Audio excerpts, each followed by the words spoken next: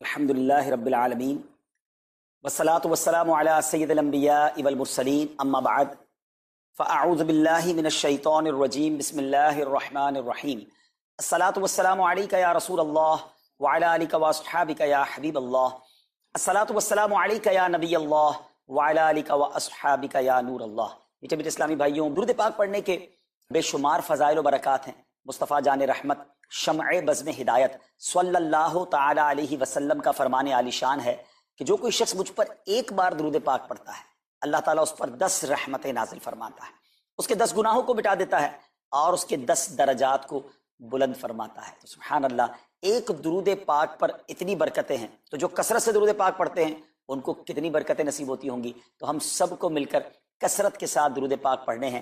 آئیے مل کر محبت کے ساتھ بآواز بلند درود پاک پڑھ لیں۔ صلو علی الحبیب صلی اللہ تعالی علی محمد صلی اللہ علیہ وسلم۔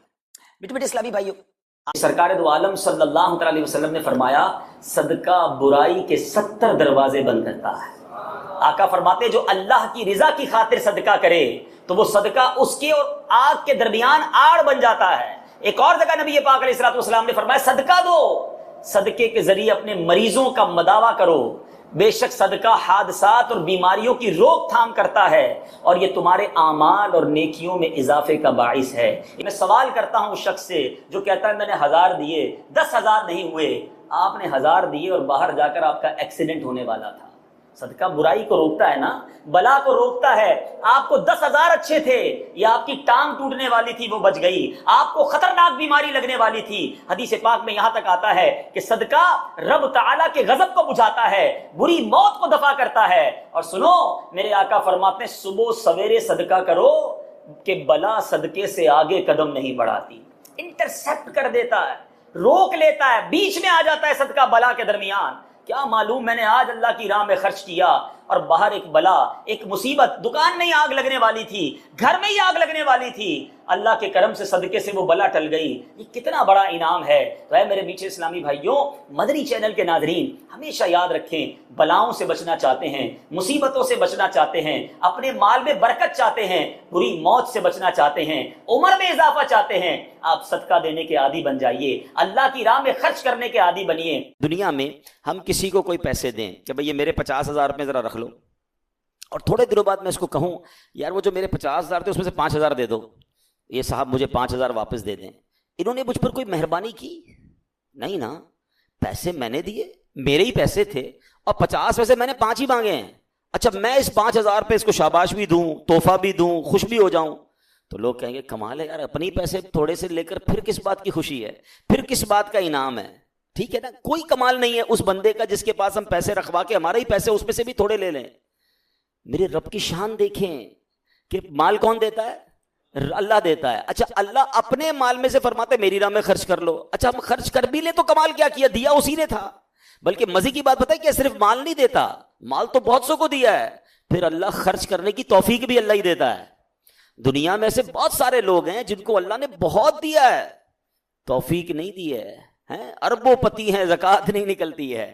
نفلی صدقات کی بات تو بعد میں آئے گی نا، جو فرض ہے جو ضروری ہے دینا وہ نہیں نکلتا کیونکہ توفیق نہیں ہے، دل نہیں چلتا۔ سبحان اللہ، مال بھی رب دے، توفیق بھی رب دے، اور بندہ کچھ خرچ کر لے تو انعام بھی ربی عطا فرماتا ہے، جنت کی نعمتیں بھی رب عطا فرماتا ہے۔ بلکہ ایک جگہ تو رب نے فرمایا قرآن میں ہی، ہے کوئی جو اللہ کو اچھا قرض دے، قرض حسنا۔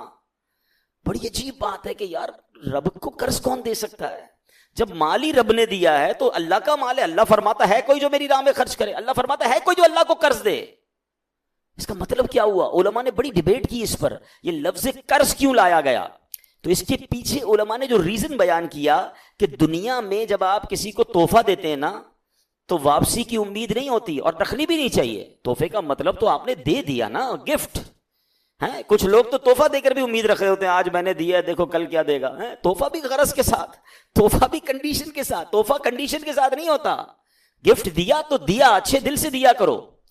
تو لیکن جب آپ قرض دیتے ہیں نا تو آپ کو پتا ہوتا ہے یہ واپس آنا، جبھی تو قرض ہے۔ آپ تو کنڈیشن بھی لگاتے ہیں، چیک بھی کرتے ہیں کس کو دے رہا ہوں، واپس دے گا نہیں دے گا۔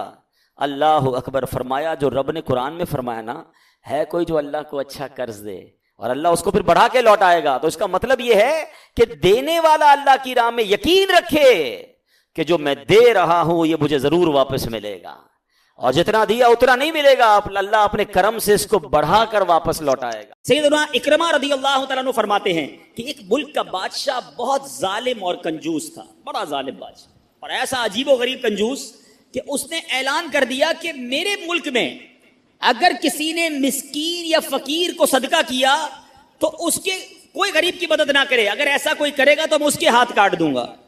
یعنی خود غریب کی مدد بھی نہیں کرنی اور پورے ملک میں بھی کوئی غریب کی مدد نہ کرے. بڑا عجیب و غریب اعلان تھا. اچھا جناب, اب ایک خاتون تھی, لوگ تو خوف سے ڈر گئے تھے, کوئی صدقہ نہیں دے رہا تھا, کوئی خیرات نہیں دے رہا تھا. ایک دن فقیر مجبور ہو کر ایک عورت کے پاس آیا اور کہا مجھے اللہ کی راہ میں کچھ دو, میں بہت بھوکا ہوں, کھانے کے لیے کچھ نہیں. وہ عورت نے بھی بادشاہ کا اعلان سنا ہوا تھا, وہ بھی ڈری ہوئی تھی, اس نے بھی صدقہ دینے سے اس نے سوچا کہ صدقہ دوں گی تو میرے بھی ہاتھ کٹ جائیں گے. لیکن فقیر نے کہا مجھے اللہ عز و جل کی رضا کی خاطر کچھ تو کھانے کو دے دو. وہ التجا کرتا رہا, آخر اس عورت کے دل میں رحم آ گیا. اس عورت نے اس فقیر کو صدقہ دے دیا, کھانے کو دے دیا. اب 2 روٹیاں دی اسے کھانے کو. فقیر روٹیاں لے کر دعائیں دیتا ہوا چلا گیا. بادشاہ کو پتہ چل گیا کہ ملک میں ایک ایسی عورت ہے جس نے کسی فقیر کو صدقہ دیا. اس نے اپنے بندے بھیجے اور اس خدا ترس رحم دل عورت کے دونوں ہاتھ کاٹ دیے گئے, اس کے دونوں ہاتھ کٹ گئے. اب میٹھے اسلامی بھائیوں, کچھ عرصے کے بعد بادشاہ نے اپنی والدہ سے کہا کہ مجھے اپنی مملکت کی سب سے حسین لڑکی سے شادی کرنی ہے. اس کی ماں نے جب معلومات کروائی تو پتہ چلا پورے ملک میں ایک لڑکی سب سے زیادہ حسین ہے, مگر اس میں ایک خامی یہ ہے کہ اس کے دونوں ہاتھ نہیں ہیں. اس نے بادشاہ سے کہا, بادشاہ نے لڑکی کو دیکھا, اسے پسند آئی, اس سے شادی کر لی اور وہ عورت اب ملکہ بن گئی. جس نے 2 روٹیاں صدقہ کی, ہاتھ کٹ گئے, اب وہ بادشاہ کی زوجہ بن گئی. بڑی زندگی آرام سے گزرنے لگی, مگر ایک اور امتحان اس کی زندگی میں باقی تھا. پھر کیا ہوا کہ ایک مرتبہ, کیونکہ اور بھی اس کی بیویاں تھیں بادشاہ کی, نئی نویلی دلہن کے ساتھ بادشاہ بہت وقت گزارتا, بڑی نوازشات کرتا. دوسری جو بیویاں تھیں وہ حسد کرتی تھیں. ایک مرتبہ بادشاہ طویل عرصے کے لیے ملک سے باہر گیا تو بادشاہ کی بیویوں کو اچھا موقع ملا. انہوں نے بادشاہ کو خط میں لکھا کہ تمہارے پیچھے تمہاری جو بیوی ہے, نئی دلہن جو ہے, وہ برے کام کرتی ہے, اس کا کردار اچھا نہیں. بادشاہ نے بغیر کسی تحقیق کے حکم دے دیا کہ میری بیوی کو اٹھایا جائے اور جنگل میں پھینک دیا جائے, محل سے نکال کر جنگل میں پھینک دو. اب وہ عورت جنگل میں پہنچ گئی, بیابان جنگل تھا, اس کا ایک بیٹا بھی ہو گیا تھا بادشاہ سے. اب اتنی دیر میں میرے میٹھے اسلامی بھائیوں, وہ عورت اس جنگل میں نہر میں پانی پینے کے لیے جھکی تو اس کے ہاتھ سے وہ بچہ بھی پانی میں گر گیا. زور زور سے رونے لگی, بچہ بھی پانی میں ہے, دونوں ہاتھ بھی نہیں ہیں. پکارے تو کسے پکارے. اچانک 2 خوبصورت نوجوان آئے. انہوں نے کہا آپ کیوں رو رہی ہیں؟ کہا میرا بچہ پانی میں چلا گیا ہے. اس نے فوراً, اس نوجوان نے آگے جا کر اس بچے کو پانی سے نکالا. کہا اور آپ کو کچھ چاہیے تو بتائیے, کوئی اور آپ کی خواہش ہو تو بتائیے, کچھ اور آپ دعا کرنا چاہیں. تو اس عورت نے کہا کہ میرے ہاتھ مجھے واپس مل جائیں. ان نوجوانوں نے دعا کی, اللہ تعالیٰ نے دونوں ہاتھ بھی اسے واپس کر دیے. اب ان نوجوانوں نے اس عورت کو کہا کہ آپ جانتی ہیں ہم کون ہیں, ہم دونوں کون ہیں؟ عورت نے کہا میں تو نہیں جانتی, البتہ یہ معلوم ہے آپ کی برکت سے میرا بچہ بھی مل گیا, میرے ہاتھ بھی واپس آ گئے. وہ 2 نوجوان کہتے ہیں ہم تیری وہی 2 روٹیاں ہیں جو تو نے غریب سائل کو دی تھی. صدقہ اللہ کی راہ میں خرچ کرنا کب کہاں کام آتا ہے. اس عورت کو 2 روٹیوں کے بدلے 20 روٹیاں نہیں ملی. حضرت رابعہ بصریہ کو 20 روٹیاں ملی تھی. ہو سکتا ہے کوئی کیلکولیشن کرنے والا کہے یار میں 1000 روپے دوں گا 1 لاکھ روپے مل جائیں گے. نہیں ملے, مگر اس کو ہاتھ واپس مل گئے, بچہ واپس مل گیا. کیا معلوم مجھ پر اور آپ پر کوئی بلا آنے والی ہو, کوئی مصیبت آنے والی ہو, کوئی بیماری آنے والی ہو, اگر اللہ کی راہ میں صدقہ دیں, کسی غریب کی مدد کریں اور اس کے دل سے دعا نکلے اور اللہ کریم ہم سے وہ مصیبت کو ٹال دے. تو اے میرے میٹھے اسلامی بھائیوں, مدنی چینل کے ناظرین, بعض اوقات جب صدقہ اور خیرات کی بات آتی ہے تو بعض لوگوں کے ذہنوں میں یہ بات آتی ہے میں تو خود غریب ہوں, میں تو خود پریشان ہوں, میں تو خود نوکری کرتا ہوں, میں تو خود کرائے کے گھر میں رہتا ہوں, ارے میں صدقہ اور خیرات کیسے دوں. یہ غلطی ہے میرے میٹھے اسلامی بھائیوں. یاد رکھیے اللہ تبارک و تعالیٰ کی بارگاہ میں اخلاص دیکھا جاتا ہے. رب کی بارگاہ میں کوانٹٹی نہیں کوالٹی دیکھی جاتی ہے. کوئی لاکھوں صدقہ کرے, اخلاص نہیں, اس کے صدقے کا کوئی فائدہ نہیں. کوئی 1 روپیہ صدقہ کرے اور اللہ کی رضا کے لیے اخلاص کے ساتھ کرے, کیا معلوم وہی روپیہ اس کی مغفرت کا ذریعہ بن جائے. تو نیت بارگاہ الہی میں دیکھی جاتی ہے. یہ گویا اللہ سے کاروبار ہے. اس کو خرچ کرتے وقت دل میں ملال نہ لانا. اللہ نے تھوڑے دیے ہیں, تھوڑے خرچ کرتے رہو. جب وہ زیادہ عطا فرمائے زیادہ خرچ کرتے رہو. اللہ کی راہ میں خرچ کرتے رہا کرو. وہ رب کریم تمہارا ملٹی پلائی کر کر بہت زیادہ بڑھا کر تمہیں عطا فرمائے گا. آج جو ہمارا بیان کا موضوع ہے کہ رمضان کا استقبال کیسے کیا جائے, رمضان کی پریپریشن کیسے کی جائے. دیکھیں, ہمارے گھر پہ جب کوئی مہمان آتا ہے ہم اس کی تیاری کرتے ہیں. اس کے لیے ہم ایک اچھی یوں سمجھیے کہ پریپریشن کرتے ہیں, اور جیسا مہمان ویسی تیاری. جس کے لیے دل میں زیادہ محبت ہوتی ہے اس کے لیے ہم زیادہ تیاری کرتے ہیں. تو اب ذرا آپ سوچئے کہ ایسا مہمان جو ہماری مغفرت کروانے آ رہا ہے, ایسا مہمان جو ہمیں بخشوانے آ رہا ہے, تو پھر ہمیں اس کے لیے کتنی کوشش کرنی چاہیے. تو آج یہاں پر جو ہم حاضر ہوئے ہیں, اللہ کرے کہ ہم رمضان کا صحیح معنوں میں استقبال کرنے میں کامیاب ہو جائیں. رمضان اللہ کا احسان ہے. رمضان کی اہمیت کو سمجھنے کے لیے یہی کافی ہے کہ پیارے آقا علیہ الصلوۃ والسلام فرماتے ہیں کہ اگر میری امت کو معلوم ہوتا کہ رمضان کیا ہے تو وہ تمنا کرتے کہ سارا سال ہی رمضان ہو. سبحان اللہ. مولا علی شیر خدا کرم اللہ تعالی وجہ الکریم کا یہ قول کتنا نرالا ہے. آپ فرماتے ہیں اگر اللہ تبارک و تعالیٰ کو اس امت کو عذاب دینا ہوتا تو اس امت کو رمضان اور سورہ اخلاص عطا نہ فرماتا. اس کا مطلب کیا ہوا کہ یہ بخشوانے, عذاب سے بچانے کے لیے آ رہا ہے, رحمتیں برسانے کے لیے آ رہا ہے. کاروباری لوگ بھی مجھے سن رہے ہوں گے, جس علاقے میں جس اسٹور پر کوئی ڈسکاؤنٹ ہوتا ہے, کوئی اسکیم ہوتی ہے, فائدہ ہوتا ہے, ہم ادھر پہنچ جاتے ہیں. رمضان ایک ایسی اسکیم ہے, رمضان ایک ایسا بینیفٹ دیتا ہے کہ احادیث میں یہ مضمون ہے کہ فرض کا ثواب 70 گنا کر دیا جاتا ہے, نفل کا ثواب فرض کے برابر کر دیا جاتا ہے, شیطان کو بند کر دیا جاتا ہے, جہنم کو تالے لگا دی جاتے ہیں, جنت کے در کھول دیے جاتے ہیں. روزہ دار کے منہ سے جو اسمیل آتی ہے, جو بو آتی ہے, بعض اوقات ہم کہتے ہیں یار پیسٹ نہیں کر سکے پورا دن, منہ سے اسمیل آ رہی ہے. سنیے, یہ اسمیل جو ہے یہ اللہ کے نزدیک مشک کی خوشبو سے بھی زیادہ بہتر ہے. اللہ اللہ. ذرا آپ غور تو کیجئے, ہر سجدے پر 1500 نیکیاں دی جاتی ہیں, ہر سجدے پر سرخ یاقوت کا جنت میں ایک محل بنا دیا جاتا ہے. اتنی نیکیاں, پھر وہ کتنا بدنصیب ہے جو رمضان میں بھی عبادت نہ کرے, رمضان میں بھی اللہ کو راضی کرنے میں کامیاب نہ ہو. روزانہ افطار کے وقت 10 لاکھ گناہگار بخش دیے جائیں, اور جناب ہر جمعے کو جب رمضان میں جمعہ آئے تو ہر لمحے 10 لاکھ گناہگار بخشے جائیں, تو کروڑوں اربوں لوگوں کی بخشش گویا رمضان میں ہونی ہے. تو پھر ہمیں اس کی کیسی تیاری کرنی چاہیے, کتنا ثواب کمانے کے بارے میں سوچنا چاہیے. لیکن یہاں ایک اور بڑی امپورٹنٹ بات ہے. ایک تو رمضان میں نیکیاں کرنی ہے, دوسرا بڑا کام یہ کرنا ہے کہ ہمیں رمضان میں گناہوں سے بچنا ہے. کیونکہ عادتیں تو ساتھ ہی لگی ہوئی ہیں نا, شیطان بند ہے لیکن ہماری اپنی عادتیں, جس کی روز حرام دیکھنے کی عادت ہے, حرام سننے کی عادت ہے, حرام بولنے کی عادت ہے. ایسا تو نہیں ہوگا نا چاند آتے ہی سارے سوئچ آف ہو جائیں گے, وہ عادتیں ساتھ ہی چل رہی ہوتی ہیں. غور کیجئے کہ رمضان میں جو گناہ کرتا ہے نا, اس کا عذاب بھی بڑھ جاتا ہے, اس کی پنشمنٹ بھی بڑھ جاتی ہے.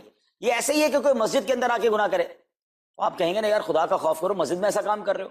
کوئی مکہ شریف حرم میں اندر جا کر گناہ کرے تو کتنا شدید ہو جائے گا وہ. تو رمضان جب اتنا مقدس مہینہ ہے, اس میں گناہ کرنا, اس کی پنشمنٹ بھی زیادہ ہے. ایک بار مولا علی شیر خدا کرم اللہ تعالی وجہ الکریم نے ایک قبر والے کا حال دیکھا, اور دیکھا اس قبر والے پر عذاب ہو رہا ہے, اور وہ چلانے لگا, عرض کرنے لگا, اے علی میری مدد فرمائیے, اللہ کی بارگاہ میں سفارش کیجئے. مولا علی شیر خدا نے ہاتھ اٹھائے کہ اے مولا اسے بخش دے. ارشاد ہوا اے علی اس کی سفارش نہ کریں. عرض کی مولا وجہ کیا ہے؟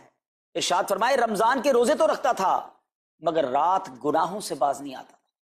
روزے رکھ کر گناہ کرنے والے کو اتنا عذاب, تو جو روزے ہی نہ رکھے, ایسے بھی لوگ ہیں جو رمضان میں روزے نہیں رکھتے. پلیز اس کو ایزی نہ لیں. ہمیں نہیں معلوم, پتہ نہیں اگلا رمضان پھر نصیب ہوگا کہ نہیں. پچھلے رمضان میں کتنے لوگ تھے جو ہمارے ساتھ تھے, اس رمضان میں نہیں. اور اللہ پہلے تو ہم یہ دعا کرتے ہیں اللہ ہمیں یہ رمضان بھی عطا کر دے. زندگی کا کیا بھروسہ, دنیا کی جو کیفیت ہے آپ کے سامنے ہے, کبھی بھی جا سکتے ہیں. تو پھر اس رمضان کو تو سمجھ لیں بس ایک موقع بنا دیں, لائف چینجنگ ایکسپیرینس بنا دیں. بس اس میں عبادت کرنی ہے, اس میں خوب سجدے کرنے ہیں, اس میں روزے رکھنے ہیں, اس میں تراویح پڑھنی ہے, اس میں گناہ نہیں کرنے ہیں. اور آئیے میں آپ کو بتاتا ہوں کہ نبی پاک صلی اللہ تعالی علیہ وسلم رمضان کیسے گزارتے تھے. ایک مسلمان کے لیے اس سے بہترین رول ماڈل کیا ہوگا کہ رمضان میرے آقا کیسے گزارتے. تو مختلف احادیث کا جو سمری ہے وہ یہ ہے کہ نبی پاک علیہ الصلوۃ والسلام عبادت میں کمر بستہ ہو جاتے, بستر پر کم تشریف لاتے. بی بی عائشہ فرماتی ہیں کہ نبی پاک کے چہرے کا رنگ بدل جاتا تھا, متغیر ہو جاتا. کیوں؟ کہ نبی پاک پر خوف خدا طاری ہوتا. آپ گر گڑاتے, آپ رات بھر التجائیں کرتے. میرے آقا رو رو کر دعاؤں میں رمضان گزارے, چہرے کا رنگ بدل جائے. اور یہاں کچھ لوگ تو وہ ہیں کہ جن کا وزن ہی بڑھ جاتا ہے رمضان میں. اتنا کھانا کھانا ہے، سحری میں زیادہ کھانا ہے کہ سارا دن بھوکا رہنا ہے، افطار میں اس لیے زیادہ کھانا ہے کہ پورا دن بھوکا رہے تھے، پھر رات کو 2-3 بار مزید کھانا ہے کیونکہ کل روزہ رکھنا ہے۔ تو رمضان فوڈ فیسٹیول نہیں ہے، رمضان عبادت کے لیے آیا ہے۔ لوگ تیاری کر رہے ہوں گے ابھی بھی رمضان کی، وہ کیا کر رہے ہوں گے کہ افطار میں کیا پکانا ہے، سحری میں کیا پکانا ہے، کون سا آئٹم شارٹ ہے۔ نہیں میرے بیچ اسلامی، یہ جو بھوک کا احساس ہے نا روزے میں، اس کی حکمت علماء نے بیان کی ہے کہ بھوک غربت کا احساس دلاتی ہے، فقیری کا احساس دلاتی ہے، بندے کا غرور تکبر بیٹھ جاتا ہے، کتنے نقاہت میں آ جاتے ہیں ہم، ہمت ہی نہیں ہوتی کوئی کام کرنے کی۔ تو یہ احساس دلاتی ہے کہ تیری اوقات کیا ہے، غریب کیسے زندگی گزارتا ہے، فقیر کیسے زندگی گزارتا ہے۔ لیکن کچھ لوگ وہ ہیں جن کو بھوک نہیں لگتی کیونکہ وہ اتنا کھا لیتے ہیں یا پھر سوتے ہی رہتے ہیں۔ روزے کی حکمت یہ نہیں ہے، نبی پاک آنسو بہاتے تھے، آقا کا چہرے کا رنگ بدل جاتا، اور پھر بتایا کہ رمضان میں جب جبریل امین نبی پاک علیہ الصلوۃ والسلام کے پاس آتے تو آقا علیہ الصلوۃ والسلام ان کے ساتھ قرآن پاک کا دور فرماتے۔ اور پھر ایک اور نبی پاک کا خوبصورت انداز کہ پیارے آقا ویسے تو سب سے بڑھ کر سخی ہیں، مگر جب رمضان آتا تو نبی پاک کا دریائے سخاوت ایسے بہتا تھا جیسے تیز آندھی، بلکہ اس سے بھی زیادہ۔ اللہ یہ 3-4 چیزیں میں نے پکڑ لینی ہیں۔ آقا علیہ الصلوۃ والسلام کے پیچھے پیچھے جانا نا جنت میں، ہم نے بھی یہ کام کرنا ہے۔ یہ راتیں مانگنے کی راتیں، التجا کرنے کی راتیں، سجدے کرنے کی راتیں ہیں، ہمیں تہجد بھی پڑھنی ہے، ہمیں انشاءاللہ نوافل بھی پڑھنے ہیں، اور کم از کم قرآن ایک بار تو پورا انڈرسٹینڈ تو کریں نا۔ تلاوت، ترجمہ، تفسیر کب کریں گے؟ بڑی بڑی ڈگریاں ہیں، بڑے بڑے پاسپورٹ اور جناب بہت سارا سرمایہ ہے، مگر ایک بار بھی قرآن پورا ترجمے اور تفسیر سے نہیں پڑھا ہوگا۔ بہت سارے لوگ ایسے ہیں، ذرا سوچئے نا۔ اچھا یہ مہینہ نزول قرآن کا مہینہ ہے، رمضان اور قرآن کو جو خاص نسبت حاصل ہے نا، تو اس مہینے میں قرآن کو پکڑ لیں۔ آئے ہائے، اللہ کرے رمضان قرآن کے ساتھ گزرے، ہماری صبح قرآن کے ساتھ ہو، ہماری شام قرآن کے ساتھ، ہم قرآن سمجھنے والے بن جائیں۔ اچھا میں ایک اور بات بتاؤں آپ، مہینہ کتنا پیارا ہے۔ صرف اس مہینے میں قرآن نازل نہیں ہوا، باقی بھی جو 3 آسمانی کتابیں ہیں نا، زبور، انجیل، توریت، یہ بھی رمضان میں ہی نازل ہوئی ہیں۔ اللہ کریم نے ان تمام مبارک کتابوں کو نازل کرنے کے لیے رمضان کا مہینہ منتخب فرمایا۔ اتنا مبارک مہینہ ہے تو ہمیں خوب اس میں تلاوت قرآن کرنی۔ اور اب دعوت اسلامی نے کتنا آسان کر دیا، تفسیر قرآن عطا فرما دی صراط الجنان آسان اردو میں، اور پھر جناب اس کو اپلیکیشن پر بھی دے دیا، اس کے PDF بھی جاری کر دیے، ڈاؤن لوڈ کر لیں موبائل میں۔ اب تو آڈیو تفسیر قرآن بھی آپ کو دے دی۔ اگر پھر بھی سنیں نہ، پڑھیں نہ، قرآن سے دور رہیں تو یہ ٹھیک نہیں ہے۔ پلیز اس رمضان کو قرآن کے ساتھ گزاری۔ اور پھر جو نبی پاک کا جو سخاوت والا انداز ہے نا، صدقہ و خیرات کرنا، ہر سائل کو عطا فرماتے، تو یہ بھی ہمارا ایٹیٹیوڈ ہونا چاہیے کہ خوب دل کھول کر خرچ کریں۔ سب سے پہلے اپنی پوری زکوٰۃ ادا کریں۔ یہ اتنی بڑی اب بدقسمتی ہوتی جا رہی ہے، ایسا فیل ہوتا ہے دنیا بھر کے تاجران اور لوگوں سے جب ہم ملتے ہیں کہ جس طرح رمضان کے علاوہ بہت تھوڑی تعداد میں مسلمان نماز پڑھتے ہیں نا 5 ٹائم، ایسا لگتا ہے اب زکوٰۃ بھی بہت کم لوگ ہی دیتے ہیں، پوری زکوٰۃ نہیں دیتے، اندازے سے نکال دی، کیلکولیشن کرتے نہیں ہیں۔ اور یہ بھی فیلنگز آتی ہیں کہ زکوٰۃ جتنی بڑھتی جاتی ہے نا، ہزاروں میں جس کی زکوٰۃ ہے وہ دے دیتا ہے، لاکھوں والا بھی شاید دے دیتا ہے، لیکن جب زکوٰۃ ہی کروڑوں میں پہنچ جاتی ہے نا، تو پھر یہ دل پر بھار پڑنا لگ جاتا ہے، ڈیفیکلٹ لگنا شروع ہو جاتی ہے۔ بندہ یہ کیوں نہیں سوچتا کہ اگر اللہ پاک نے مجھ پر لاکھوں میں زکوٰۃ ہے تو اللہ نے کروڑوں دیے تو لاکھوں میں زکوٰۃ ہے، اگر کروڑوں میں زکوٰۃ ہے تو اربوں ہیں تو کروڑوں میں زکوٰۃ ہے نا۔ زکوٰۃ کتنی ہے؟ ضروریات زندگی کی تمام چیزوں سے فارغ ہونے کے بعد جو مال تجارت، سونا چاندی، کیش یا پرائز بانڈ، یہ جو اس کی تفصیلات ہیں، اس پر 2.5% ہے۔ میں ایک اور لاجک سے آپ کو بات سمجھاؤں، اگر اس لاجک سے سمجھیں تو زکوٰۃ تو 1-1.5% بنتی ہے۔ وہ کیسے؟ ہم سب کے گھر نکل گئے، اس پہ زکوٰۃ نہیں ہے، ہماری گاڑیاں نکل گئیں، اس پہ زکوٰۃ نہیں ہے، جن کی فیکٹریاں ہیں وہ فیکٹریاں بھی مائنس کر دی گئیں، جن کی دکانیں ہیں وہ دکانیں بھی مائنس ہو گئیں۔ اچھا جناب اس کے علاوہ اگر کرائے پہ کچھ پراپرٹی دی ہوئی ہے اس پر زکوٰۃ نہیں ہے۔ اگر ان سب پر زکوٰۃ ہوتی، یعنی جو کچھ میرے پاس ہے ان سب پر ہوتی تو کتنی زیادہ ہو جاتی، اور اتنی ساری چیزیں نکل گئیں تو پھر تو اگر ٹوٹل پر لگائیں تو 1-1.5% ہی بنتا ہے۔ تو اب جب سب کچھ نکالنے کے بعد تھوڑے سے مال پر 2.5% ہے اور بھی سال میں ایک بار ہے، تو اس کو بھاری نہ سمجھیں، یہ بربادی ہے جو زکوٰۃ نہیں دیتے۔ یاد رکھیے گا حدیث پاک کا مضمون ہے کہ یہ مال کا میل ہے، جس مال سے مل جائے اس مال کو بھی برباد کر دیتا ہے۔ بربادیاں آتی ہیں، بے سکونیاں آتی ہیں، بیماریاں آتی ہیں، اور آگے جو دے دیتا ہے سبحان اللہ، اس کے بارے میں حدیث پاک میں آتا ہے کہ اپنی زکوٰۃ دے کر اپنے مالوں کو مضبوط قلعوں میں قید کر لو، اپنے مال کو سیکیور کریں۔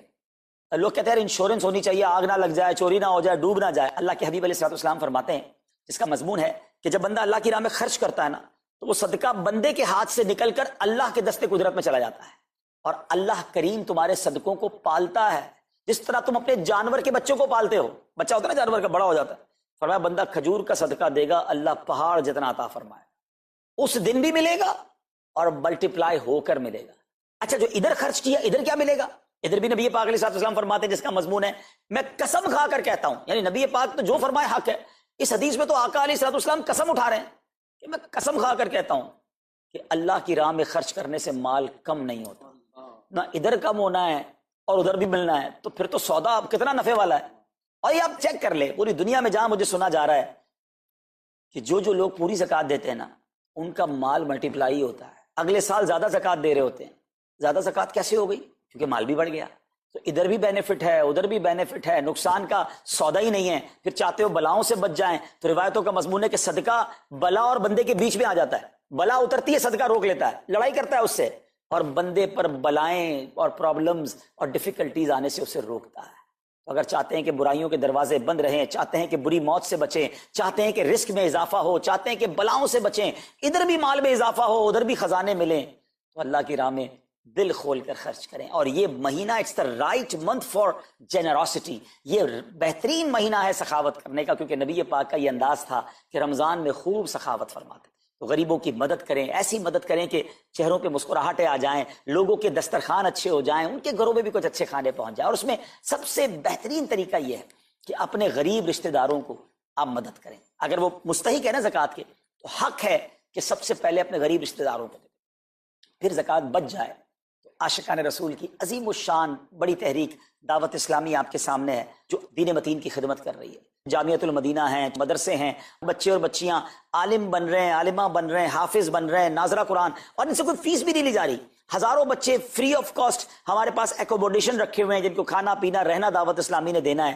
آپ ذرا سوچئے یہ امت کی کتنی بڑی خدمت ہے کہ علماء دینا، حافظ قرآن، مسجدوں کے امام یہاں سے پروڈیوس ہوتے ہیں. اور پھر آگے چلیں تو دعوت اسلامی نے اسلامک میڈیم اسکول بنائے دارالمدینہ، پھر سال کی 600 کے قریب مسجد دعوت اسلامی بناتی ہے.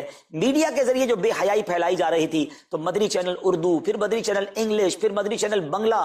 اب بچے مذہبی پروگرام اتنا غور سے نہ دیکھتے تھے، وہ اپنے بچوں کے آئٹمز دیکھنا چاہتے تھے، تو گناہوں بھرے کارٹونز اور پروگرام سے اور پوئمز سے چھڑانے کے لیے Islamic poems, Islamic cartoons, Islamic بچوں کے پروگرام، تاکہ بچے بھی جو ہے وہ الحمدللہ بچے رہیں. اور اب اس کی کیا زبردست پاپولیرٹی ہے کہ آپ کڈز مدنی چینل کے یوٹیوب چینل پہ جائیں، ہمارا ایک ایک کلپ 10 ملین 12 ملینز میں دیکھا جا رہا ہے. تو کون دیکھ رہا ہے؟ وہ بچے جو گناہوں بھرے کارٹونز دیکھتے تھے اب الحمدللہ اللہ رسول کی باتیں وہاں سن رہے ہیں. پھر آگے چلیں تو دعوت اسلامی جناب یہ دینی کاموں کے ساتھ ساتھ جو ویلفیئر کے کام کر رہی ہے، غریب مسلمانوں کی امداد کا کام، زلزلے اور سیلاب زدگان کی ریسکیو کرنے کا کام، گونگے بہرے نابینا اور معذور افراد کی ریہیبلیٹیشن کا کام، تھیلیسیمیا کے مریضوں کو خون دینے کا کام، 26 لاکھ مسلمانوں کو دنیا بھر میں راشن، کھانا پانی صرف اس ایک سال میں دعوت اسلامی نے پہنچایا. تو یہ کمال کی آرگنائزیشن ہے. دیکھیں آپ دنیا کی بہت ساری NGOs کو جانتے ہوں گے، کوئی مدرسے چلاتا ہے تو مدرسے ہی چلاتا ہے، کوئی مسجد بناتا ہے تو مسجد ہی بناتا ہے، کوئی کھانا کھلاتا ہے تو کھانا ہی کھلاتا ہے، کوئی جناب غریبوں کی مدد تو وہی کام، کوئی ہاسپٹل تو ہاسپٹل. دعوت اسلامی ان ون امبریلا اتنے ساری ڈائیورسٹی کے ساتھ جو دین کی خدمت کر رہی ہے، دنیا میں اس کی مثال نہیں ملتی ہے. لاکھوں لوگوں کو دین بھی سکھایا جا رہا ہے، غیر مسلموں کو مسلمان بھی بنایا جا رہا ہے، بے عملوں کو با عمل بنایا جا رہا ہے، بے پردہ خواتین کو با پردہ بنایا جا رہا ہے، بے نمازیوں کو نمازی بنایا جا رہا ہے، ماں باپ کے نافرمان فرما بردار ہو رہے ہیں، شراب اور نشے کی عادی چھوڑ کر نمازی بن رہے ہیں. تو جہاں مریض ہیں ان کو خون بھی دیا جا رہا ہے، گھر میں بیٹھ کر میڈیا کے ذریعے اور سوشل میڈیا کے ذریعے لوگوں تک دین پہنچایا جا رہا ہے. تو یہ کمال کی ڈائیورسٹی ہے. تو میں تو سچ بتاؤں یہ جملہ کہا کرتا ہوں کہ میرے اور آپ کے پیسوں کا نصیب ہے کہ وہ دعوت اسلامی میں لگ جائے. تو یہ آپ آگے بڑھیے اور دین کے اس کام میں مزید حصہ ملائیے. خاص طور پہ فار ایسٹ میں آپ دیکھ لیں، کوریا میں، ہانگ کانگ میں، اور جناب یہ سری لنکا میں، تھائی لینڈ میں، ملیشیا میں، کتنے جاپان میں، کتنے ملکوں میں دعوت اسلامی کام کر رہی ہے اپنی اپنی بساط کے مطابق. اور لیکن ابھی مزید ادارے بنانے ہمیں، ان ملکوں میں بھی بنانے، ان ملکوں میں بھی آگے بڑھنا ہے. تو اگر آپ بھی چاہتے ہیں کہ میرے آقا کے عشق کا پیغام، سنت رسول کا پیغام، مسلک اعلیٰ حضرت کا پیغام، نبی پاک کے دین کا پیغام پوری دنیا میں پھیلے، تو وی ہیو ٹو سپورٹ دعوت اسلامی. نہ صرف فائنینشلی، پریکٹیکلی بھی ہمیں آپ بھی چاہیے. خود حصہ ملائیں نا. سیدنا عثمان غنی رضی اللہ تعالیٰ عنہ نے صرف مال نہیں دیا تھا، آپ پریکٹیکلی بھی نبی پاک کے ساتھ شریک ہوتے تھے نا. تو آپ اپنے عطیات بھی دیں اور دنیا کے جن ملکوں میں آپ مجھے سن رہے ہیں وہ دعوت اسلامی والوں کے دستوں بازو بنے. کمزوری کہاں نہیں ہوتی. ہاں ہمارے گھر میں کمزوری ہوتی ہے، ہم سب مل کر کام کریں گے تو کمزوریاں بھی دور ہوں گی اور ترقی آ جائے گی اور ہمیں اس کا ثواب بھی ملے گا. تو آج میں دنیا بھر میں جہاں مجھے دیکھ رہے ہیں، پلیز اچھی نیتیں کریں. اچھا ایک بات اور سن لیں، ہم بعض اوقات کیا سوچتے ہیں کہ ہمارے ملک کا خرچہ مثال کے طور پہ $20,000 ہے، وہ ہم لوگوں نے کر لیا، اب اور چلنے کی کیا ضرورت ہے. دعوت اسلامی کسی ایک ملک کی نہیں ہے، انٹرنیشنل دعوت اسلامی کے لیے سوچیں. دنیا میں جہاں بھی دین کا کام ہو رہا ہے وہ میرا ہے. یہ میں اپنے ملک اور اپنی سٹی کے بارے میں سوچوں گا تو شاید میں بڑا کام نہ کر سکوں. آپ کو تو موقع مل رہا ہے انٹرنیشنلی مدنی کاموں میں اپنا حصہ ملائیں. تو دعوت اسلامی کو دل کھول کر سپورٹ کریں. ہم انشاءاللہ جتنے احتیاط بڑھیں گے انشاءاللہ مزید مدنی کام بڑھانے کا ارادہ رکھتے ہیں. اللہ کریم اپنی بارگاہ میں ہم سب کا جمع ہونا قبول فرمائے اور دل کھول کر خرچ کرنا نصیب فرمائے، اور اس رمضان کو ہماری مغفرت کا ذریعہ بنا دے. اس رمضان کو نبی پاک علیہ الصلوۃ والسلام کے نقش قدم کے مطابق چل کر گزارنے کی توفیق عطا فرمائے. صلو علی الحبیب صلی اللہ تعالی علی محمد صلی اللہ علیہ وسلم. یار اس بندے نے جو جملہ کہا نا، وہ کہتا ہے بھائی میری زندگی کا ایک دستور ہے، جب میرا کام ہو جاتا ہے نا تو میں ایک بار اللہ کا شکر ادا کرتا ہوں، نہیں ہوتا تو 2 بار اللہ کا شکر ادا کرتا ہوں. میں شاکڈ ہو گیا. میں نے کہا اپنے کیا کہا، دوبارہ کہیے. وہ بزنس مین ہے، مولوی، کوئی عالم دین نہیں تھے، لیکن مجھے سکھا گیا وہ بندہ. میں نے کہا دوبارہ کہیے.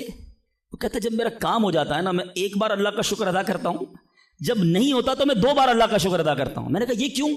کہتے نہیں کس نے کیا، کام نہیں ہوا تو کس کی مرضی سے ہوا، ہم دونوں کا جانا وہاں ٹھیک ہی نہیں تھا. جب ہی روڈ بند ہو گیا، اللہ نے جو کیا میرے مالک نے بہتر کیا. میں نے کہا یار آپ کمال کی شخصیت ہو. میں اتنا خوش ہوا اس بندے سے. یہ فارمولہ یاد کر لو، لائف پرسکون ہو جائے گی. جو مانگو مل جائے یا اللہ تیری مہربانی، جو نہ ملا یا اللہ پھر بھی تیری مہربانی. تو میرے ماں سے زیادہ مجھے چاہنے والا ہے، بہتر تھا جبھی تو نہیں دیا. تو بہرحال میرے میٹھے اسلامی بھائیوں، دعا میں کنجوسی نہیں، دل و جان سے مانگو. ٹھیک ہے. اچھا اب دعا کے کچھ آداب بھی سن لیں. دعا قبول نہ ہونے کا ایک سبب حرام روزی بھی ہے. حدیث کے الفاظ ہیں حرام خور کی دعا قبول نہیں ہوتی. بندہ حرام بھی کھا رہا ہے، سود کا کام بھی کر رہا ہے، ملاوٹ بھی کر رہا ہے، جھوٹ بول کر روزی بھی کما رہا ہے، کہتا ہے دعا کیوں قبول نہیں ہوتی. ایک بار حضرت موسیٰ علیہ نبینا علیہ الصلوۃ والسلام نے ایک شخص کو دیکھا، بڑا رو رہا تھا، بڑا گر گڑا رہا تھا، یا اللہ میری دعا قبول کر لے، یا اللہ میری دعا قبول کر لے. حضرت موسیٰ نے دیکھا، اللہ سے عرض کی مولا تیرا بندہ کتنا رو رہا ہے، گر گڑا رہا ہے، میرے مالک اس کی دعا قبول کر لے. ارشاد ہوا اے موسیٰ یہ اتنا روئے کہ روتے روتے مر جائے، اتنے ہاتھ اٹھائے کہ اس کے ہاتھ آسمان کو چھو لیں. اے موسیٰ میں نے اس کی دعا قبول نہیں کرنی. عرض کی مولا کیا وجہ ہے؟ ارشاد ہوا اے موسیٰ یہ کھاتا حرام ہے، اس جو لباس پہنا یہ حرام ہے. سوچئے اللہ کے نبی سفارش کر رہے ہیں اللہ اس کی دعا قبول کر لے، مگر حرام کھانے والے کی دعا قبول نہیں ہوتی. اپنی روزی پاکیزہ کرو. آپ میں سارے چاہتے ہیں نا مستجاب الدعوات بن جائیں. مستجاب الدعوات کے معنی کیا ہے؟ جس کی ساری دعائیں قبول ہوں. سب چاہتے ہو نا. حضرت سعد بن ابی وقاص نے پیارے آقا سے سوال کیا، کیا بیوٹیفل کوسچن کر لیا، ہمارے کام سیدھا ہو گیا. آقا سے عرض کی یا رسول اللہ میں مستجاب الدعوات بننا چاہتا ہوں، I want to be a مستجاب الدعوات. نبی پاک نے کوئی لمبا چوڑا، آپ کو تو پورا سلیبس دیا جاتا ہے نا، پی ایچ ڈی کرنا ہے تو اتنی کتابیں پڑھو، ایم بی بی ایس کرنا ہے تو اتنی کتابیں پڑھو، لیکن مستجاب الدعوات تو کمال ہو گیا نا. اس سے بڑی ڈگری ہے کوئی؟ جو دعا مانگو وہ مل جائے. کوئی بڑا سلیبس نہیں دیا نبی پاک نے، اتنے سال روزے رکھو، اتنی تلاوت کرو، اتنے سجدے کرو، اتنے طواف کرو. سنو ایک لائن میں میرے آقا نے جواب دے دیا، فرمایا اے سعد اپنے لقمے پاکیزہ کر لو تو مستجاب الدعوات ہو جاؤ گے. That's it. غذا پاکیزہ ہو، آپ کی دعائیں قبول ہونا شروع ہو جائیں گی. ایک اور بڑی اہم بات جو مسٹیک کر جاتے ہیں وہ کیا ہے کہ ہم دعا کے اندر فوکس نہیں کرتے. یاد رکھیں اللہ غافل دل کی دعا نہیں سنتا، یاد رکھیے گا. مثال کے طور پہ ہم دعا کرتے وقت آمین، ابھی ادھر دیکھ رہے ہیں آمین آمین آمین، بات اللہ سے کر رہے ہو اور دھیان کہیں اور ہے. اس کو میں آپ کی اگزامپل دیتا ہوں. آپ میں سے کئی ٹیچرز بیٹھے ہوں گے، پروفیسر بیٹھے ہوں گے، سیٹھ بیٹھے ہوں گے، والد بیٹھے ہوں گے. آپ کا اسٹوڈنٹ آپ کے سامنے بیٹھا ہے، آپ کا بیٹا آپ کے سامنے بیٹھا ہے، آپ کا ماتحت آپ کے سامنے بیٹھا، آپ اس کو بڑا کوئی بات سمجھا رہے ہیں، بیٹا دیکھو یوں کرنا یوں کرنا ہے. وہ کبھی ادھر دیکھے، کبھی ادھر دیکھے، کبھی موبائل نکال لے. کیسا لگے گا آپ کو؟ کمال ہے یار، میں تم سے بات کر رہا ہوں اور تمہارا دھیان کہیں اور ہے. توجہ سے سنو. آپ کو برا لگتا ہے آپ کا بچہ آپ کی بات نہ سنے. تم رب کی بارگاہ میں ہاتھ اٹھا کر دھیان کہیں اور ہے، کدھر سے دعا قبول ہوگی؟ یہ بے ادبی ہے. بارگاہ الہی میں حاضر ہیں تو بس فوکس، پتا چلے میں کس کے دربار میں ہوں، آنکھیں جھکی ہوں، ادب سے بندہ بیٹھے وضو کر کے ہیں، اس کا خیال مالک کے دربار کی طرف ہو کہ غلام ایک مجرم بادشاہ کے دربار میں ہاتھ اٹھائے بھکاری بن کر حاضر ہوا ہے. پھر دیکھیں کیسے عطا ملتی ہے. ایک اور مسٹیک دعا قبول نہ ہونے کا ایک سبب، اور وہ ہے یقین. ایک بڑا پرابلم یہ ہے، بندہ کہتا ہے یار چلو مانگ لیتے ہیں، باقی ہوتی نہیں اپنی دعا قبول ہے. روایتوں کا مضمون ہے جو بندہ یہ کہے نا کہ دعا پتہ نہیں قبول ہوگی یا نہیں، اس کی قبول ہی نہیں ہونی ہے، وہ نہ مانگے. یقین چاہیے، وہ بلیف چاہیے، وہ یقین ساتھ ہو تو پھر دعا عرش تک جاتی ہے. ایک واقعہ مجھے یاد آیا. ایک بار ایک گاؤں میں بارش نہیں ہو رہی تھی، بڑا زبردست قحط. گاؤں والوں نے طے کیا چلو مل کر ذرا دعا کرتے ہیں، نماز استسقاء وغیرہ پڑھتے ہیں. گاؤں کے سارے لوگ جمع ہوئے، ہزاروں کا مجمع. کئی سالوں سے اس گاؤں میں بارشیں نہیں ہوئی، پتے پتے کو، بوند بوند کو لوگ ترس رہے، قحط. ایک نوجوان، ایک ینگسٹر آیا، ہاتھ میں اس کی چھتری ہے. سارے گاؤں والے ہنسنے لگے کہ اللہ کے بندے، کئی سالوں سے ایک قطرہ پانی کا نہیں گرا، تم چھتری لے کر آئے ہو. اس نوجوان نے کمال کا جواب دیا کہ جس سے مانگنے آئے ہیں وہی تو برسانے والا ہے. اب اگر اس نے برسا دی تو کیا بھیگتے ہوئے جاؤں گا؟ اب ہوا یہی. کتاب میں لکھا سب نے دعا مانگی، نوجوان کے یقین کی برکت سے دعا کے دوران موسلا دھار بارش شروع ہو گئی. سارا گاؤں بھیگتے ہوئے گیا، نوجوان چھتری کے نیچے چلتا ہوا جا رہا ہے. یقین ہوگا تو کام ہوگا. دعا پر یقین نہیں، تو اللہ پر ہی یقین نہیں ہے تو کام کیسے ہوگا؟ یہ تو چند میں نے آداب بیان کر دیے. اب میں دو بڑی اہم باتیں کرنا چاہتا ہوں کہ دعا جو ہے نا ماں باپ کی، وہ بڑی امپورٹنٹ ہے. بعض اوقات ہم سمجھتے ہیں کہ یار کام نہیں ہو سکتا میرا، بڑا ٹپیکل ہے، میں بڑی مشکل میں پھنس گیا ہوں، میرے مسائل بہت ہیں، یہ مسئلہ حل ہو ہی نہیں سکتا، میں اتنے بڑے قرضے میں آ گیا ہوں کہ وہ قرضہ کیسے اترے گا؟ میں ساری زندگی نوکری کرتا رہوں، قرضہ تو نہیں اترنا، میری یہ بیماری ڈاکٹر کہتے ٹھیک ہی نہیں ہوگی. یہاں آ کر ہمارا کانفیڈنس شیک ہو جاتا ہے، ہم اللہ سے بھروسہ اٹھا لیتے ہیں، ہمیں لگتا ہے نہیں یار یہ پرابلم سالو نہیں ہو سکتا. آج ایک بات سیکھ کر جانا، جو پرابلم آپ کے سامنے بہت بڑا ہے نا وہ آپ کے لیے بڑا ہے. ان اللہ علی کل شیء قدیر، میرا مالک جب چاہے جیسے چاہے حکم فرمائے اور مسئلہ حل ہو سکتا ہے. اب میں آپ کو اس کو لاجیکلی سمجھاتا ہوں. ایک آپ نے دیکھا ہوگا آپ کے گھر میں چونٹیاں چلتی ہیں، بعضوں کا چونٹیاں ہوتی ہیں نا. اب چونٹی جا رہی ہے، آپ اس کے سامنے سیب رکھ دیں. اب چونٹی کی طرف رہ کر سوچیں، چونٹی دیکھے گی اتنی بڑی چیز سیب، چونٹی کے لیے وہ سیب پہاڑ ہے، چونٹی ہٹا سکتی ہے اس کو؟ نہیں. وہ کیا کرے گی؟ کھڑی رہے گی یا تو راستہ بدل دے گی. یار اتنی بڑی چیز سامنے آ گئی، میں تو کچھ نہیں کر سکتی. وہی سیب آپ واپس اٹھا کے جیب میں رکھ لیں، چونٹی کا راستہ کلیئر. بات سمجھ رہے میری؟ سیب چونٹی کے لیے کیا تھا؟ پہاڑ. آپ کے لیے کیا ہے؟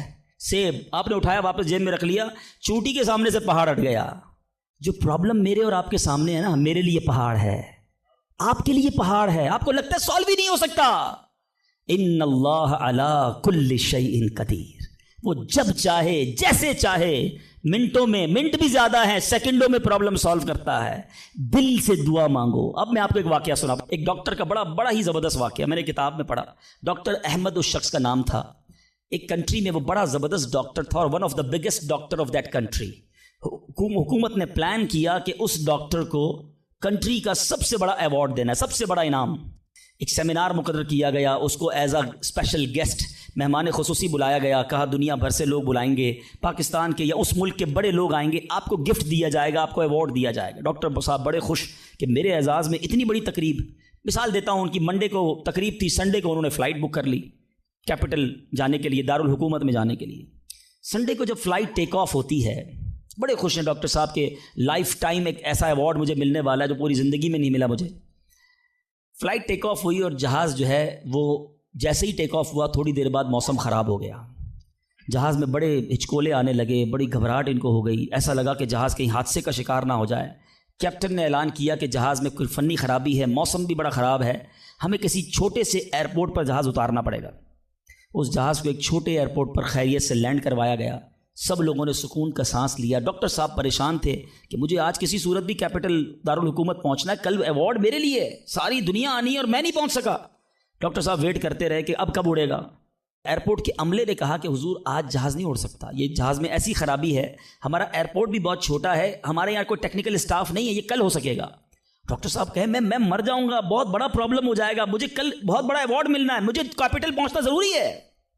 کہ دیکھیں اگر آپ نے واقعی وہاں پہنچنا ہے نا تو اس کا آسان حل یہ ہے، آپ گاڑی کرائے پہ لیں، جہاں جانا ہے وہ 6-7 گھنٹے کی ڈرائیو ہے، آپ رات تک پہنچ جائیں گے، آپ جہاز کا انتظار نہ کریں. ڈاکٹر صاحب کو مشورہ سمجھ آیا، رینٹا کار لی, گاڑی ڈرائیو کرنا شروع کی.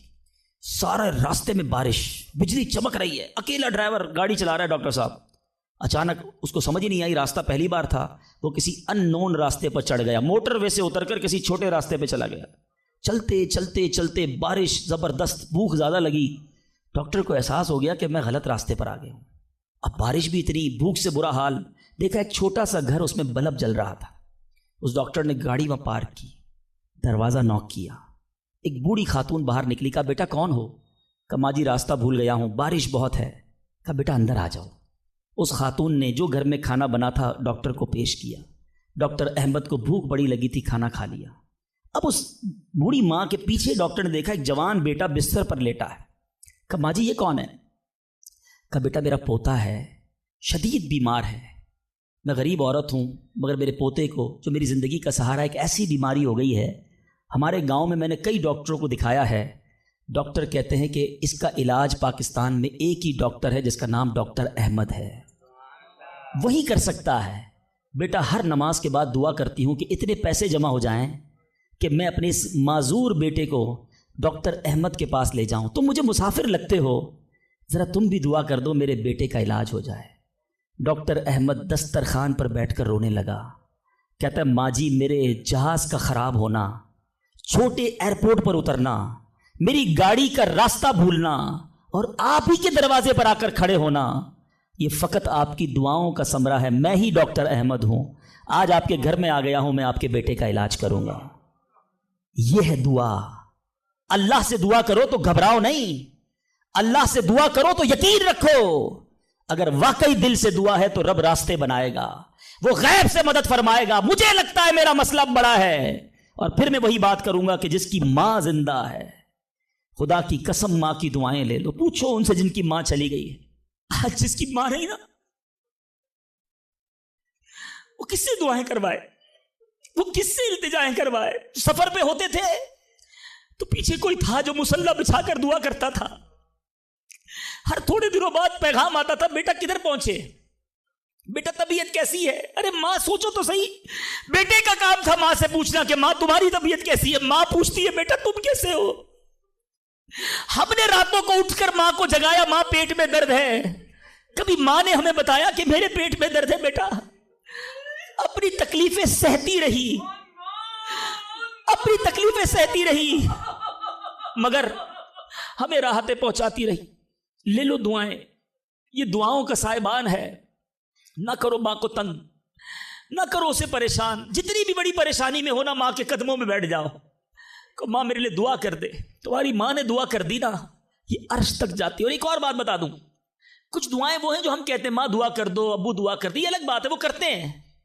اتنی خدمت کرو کہ کہنا نہ پڑے, ماں خود دعا کرے یا اللہ میرے بیٹے کی خیر کر دے. ماں والد خود دعا کرے یا اللہ میرے بیٹے کے بگڑے کام بنا دے. پھر دیکھو کیا ہوتا ہے تمہارے ساتھ. اور آخری بات آج کے بیان کی کہ کبھی کسی کی بد دعا نہ لینا. دعا اثر رکھتی ہے نا تو بد دعا بھی اثر رکھتی ہے. ہائے جو ہوتی ہے نا دل سے نکلتی ہے, وہ برباد کر دیتی ہے انسان کو. اگر آپ کو لگتا ہے نا کہ یار میرا چلتا کاروبار خراب ہو رہا ہے, میری زندگی میں پرابلم شروع ہو گئی ہیں, میرے گھر میں بڑی خوشیاں تھیں, آہستہ آہستہ چیزیں خراب ہو رہی ہیں, فوراً چیک کرو کسی پر ظلم تو نہیں کیا, کسی کی ہائے تو نہیں لی. ایک بار میں نے ایک واقعہ, اسی کتاب میں یہ واقعہ بھی پڑھا کہ ایک مچھیرا تھا اور ایک پولیس والا کوتوال اس مچھلی بازار میں گیا اور اس نے دیکھا بڑی تازہ مچھلی مچھیرا بیچ رہا ہے. کہا کتنے کی ہے, دکھاؤ ذرا. اس نے کہا صاحب اتنے 100 روپے کی ہے. کہا کبھی ہم نے کسی کو پیسے دیے؟ مچھلی چھینی اور چلا گیا. وہ غریب مچھیرا بڑی چیخیں ماری کہ بھائی میری روزی ہے, میں نے آج بچوں کے لیے کھانا لے کر جانا ہے. مگر اس پولیس والے نے نہیں سننا تھا, وہ اس مچھلی کو لے کر چلا گیا. مچھلی اتنی فریش تھی کہ وہ پھڑک رہی تھی. اسی پھڑکنے کے دوران اس مچھلی نے اس پولیس والے کے انگوٹھے پہ کاٹ لیا. نارمل سا تھا معاملہ تھا. گھر آ گیا, گھر آیا, بیوی کو کہا مچھلی پکاؤ, فریش فش لایا ہوں. مگر تھوڑی دیر بعد انگوٹھے میں درد شروع ہو گیا. اور آپ جانتے ہیں انفیکشن کس کو کہتے ہیں, چیزوں کا خراب ہونا کس کو کہتے ہیں. اس کے انگوٹھے میں شدید پین شروع ہو گیا, بہت درد. کھانا بعد میں کھاؤں گا, پہلے دوست ڈاکٹر ہے اس کے پاس جاتا ہوں. اس کے پاس گیا, کہا ڈاکٹر صاحب دیکھیں یہ انگوٹھے میں کیا ہو گیا ہے, بہت لال ہو گیا, بہت درد ہو رہا ہے. کہا اس میں زہر پھیل گیا ہے, ابھی ابھی ڈیسائیڈ کرو ورنہ یہ انگوٹھا نہیں کاٹو گے تو ہاتھ کاٹنا پڑے گا. کہا اچھا ہاں. انگوٹھا کٹوایا, گھر آیا بڑا افسردہ کہ انگوٹھا ہی کٹ گیا. ابھی دسترخوان پر بیٹھا تو ہتھیلی میں درد شروع ہو گیا, ہتھیلی لال ہونا شروع ہو گئی, بڑی بڑی تکلیف. پھر گیا ڈاکٹر کے پاس کہ ڈاکٹر صاحب آپ نے کہا تھا انگوٹھا کٹوا دو ہتھیلی بچ جائے گی, ہتھیلی بھی لال ہو گئی. کہ بیٹا اس میں بھی انفیکشن ہو گیا ہے, فوری فیصلہ کرو, میری عقل کام نہیں کر رہی ورنہ ایسا نہ ہو تمہارا پورا بازو کاٹنا پڑے. مرتا کیا نہ کرتا, ہتھیلی کٹوائی. پھر گھر آیا, پٹی بندی ہوئی ہاتھ پہ, آنکھوں میں آنسو ہیں, تڑپ کے لیٹا, لیکن رات چین سے نیند نہ آئی. ہاتھ میں درد ہونا شروع ہو گیا, پورا ہاتھ لال ہو گیا, پریشان. ڈاکٹر کے پاس جانے والا تھا, اس کا ایک دوست بڑا سمجھدار تھا, وہ دیکھ رہا تھا کہ شام انگوٹھا کٹوایا, پھر ہتھیلی کٹوائی, اب ہاتھ کے لیے تڑپ رہا ہے. کہہ رہے ایک بات بتاؤ, آج تمہارے ساتھ کوئی واقعہ ہوا ہے کیا, تم نے کوئی کام کیا ہے؟ کہتا ہاں, میں ایک غریب مچھیرے سے مچھلی چھین کر آیا ہوں. وہ روتا رہا, میں اس کا جواب میں نے نہیں دیا. وہ دوست بڑا سمجھدار تھا, کہ جلدی کرو اس مچھیرے سے معافی مانگو ورنہ ایک ایک کر کے پورا جسم کٹ جائے گا. راتوں رات دونوں دوست بھاگے, اس مچھیرے کا گھر ڈھونڈا, آدھی رات کو اس کے گھر پہنچے, اور اس پولیس والے نے ہاتھ جوڑ کر کہا کہ دیکھو میرا ہاتھ کٹ گیا ہے, مجھے اللہ کے واسطے معاف کر دو. اور مزے کی بات یہ ہے غریب کا دل بہت بڑا ہوتا ہے, ظلم بھی ہوا تھا پھر بھی اس نے کہا جا میں نے تجھے معاف کیا. اس دوست بڑا سمجھدار تھا, اس نے مچھیرے کو پکڑ لیا. کہا ایک بات تو بتاؤ, جب یہ تم سے مچھلی چھین کر گیا تم نے کچھ کہا تھا کیا؟ کہتے ہاں میں نے اللہ کی بارگاہ میں دعا کی تھی کہ یا اللہ میں کمزور ہوں, یہ بندہ مجھ پر ظلم کر کے میرے بچوں کی روزی لے گیا ہے, میں اس کا کچھ نہیں بگاڑ سکا, اے اللہ میرا بدلہ تو نے لینا ہے, اے اللہ میرا بدلہ تیرے ذمہ ہے, اب تو اپنی قدرت سے میرا بدلہ لیجیو. اے میرے میٹھے اسلامی بھائیوں, یاد رکھنا, ہائے نہ لینا کسی کی, تکبر نہ کرنا کہ میں بڑا کرو فر والا ہوں, میں انجینئر, میں ڈاکٹر, میں پروفیسر, میں سیٹھ. آج آپ کچھ بھی ہیں, یہ اللہ نے آپ کو دیا ہے. ایک ہائے لگ گئی نا, اللہ کے کسی بندے کو تکلیف پہنچا دی اور اس نے ہاتھ اٹھا دیے. یہ دعا بڑی کمال کی چیز ہے, طوفان ٹال بھی دیتی ہے اور برباد بھی کر دیتی ہے. بربادی سے بچنا ہے, لوگوں کی دعائیں لیجیے. زندگی میں ایسے کام کرنا میٹھے اسلامی بھائیوں کہ میری غیر موجودگی میں بھی لوگ دعا دیں کہ کیا بندہ ہے, کیا ملتا ہے, کیا اخلاق ہے. ایسا نہ کرنا کہ کسی سے مل کر جاؤ تو جانے کے بعد لوگ کہیں اتنا غرور, اتنا تکبر, مجھے ذلیل کر کے گیا. آج ملازم کو ہم ذلیل کر دیتے ہیں, آج بیوی بچوں کے سامنے گالیاں نکالتے ہیں, آج لوگ ہم سے ڈرتے ہیں. یاد رکھو یہ عزت نہیں ہے.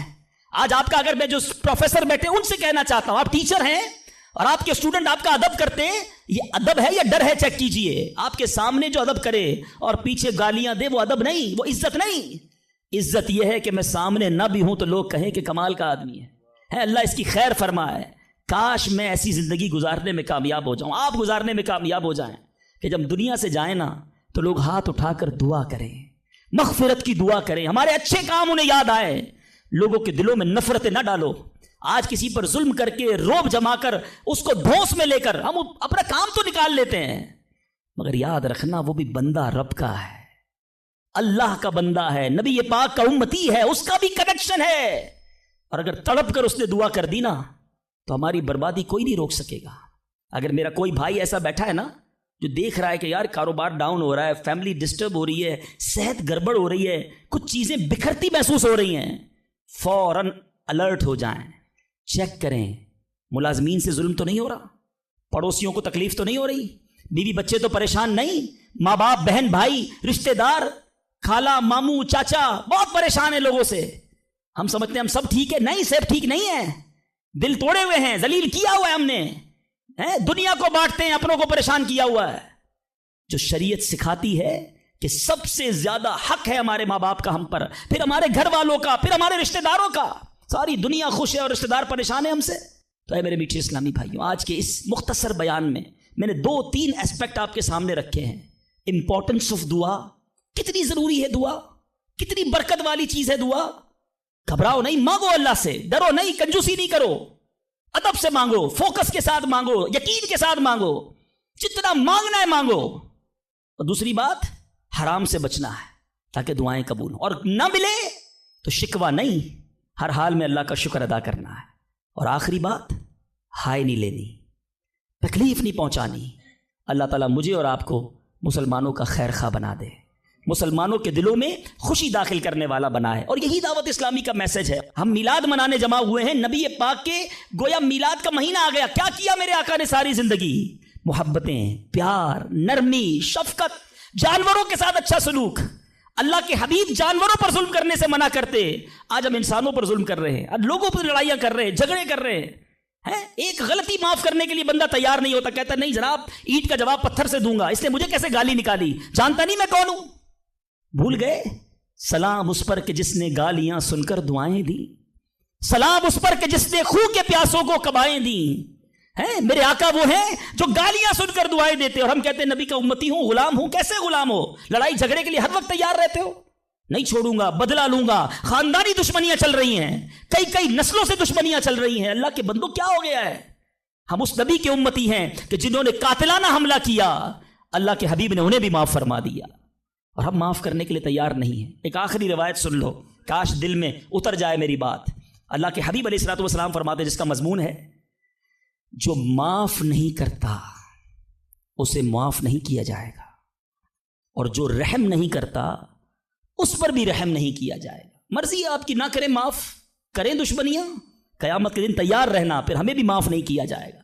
بندوں کو معاف کرو، درگزر کرو، اور اللہ سے دعا کرو، یا اللہ میں بندہ ہوں، میں نے تیری رضا کے لیے بندے معاف کر دیے، تو خالق ہے، تو مجھے معاف فرما دے. شب قدر کی دعا یاد ہے؟